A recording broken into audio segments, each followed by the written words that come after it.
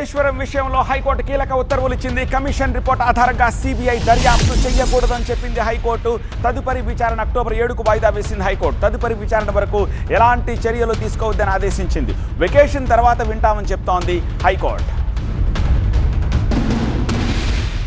హైకోర్టులో ప్రభుత్వం తరపున అడ్వకేట్ జనరల్ కీలక వాదనలు వినిపించారు. కాళేశ్వరం కేసును సిబిఐకి ఇస్తున్నామని చెప్పారు ఏజీ. కమిషన్తో సంబంధం లేకుండా సిబిఐ దర్యాప్తు చేస్తుందన్నారు ఏజీ.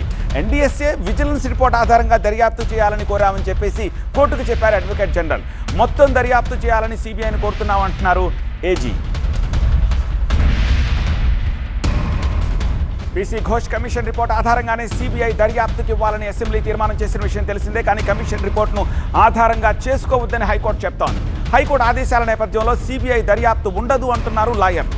సిబిఐ దర్యాప్తుకి ఇప్పుడు స్కోప్ లేదంటున్నారు హరీష్ రావు తరపు లాయర్లు. వాళ్ళు ఏమంటున్నారో ఒకసారి విందాం.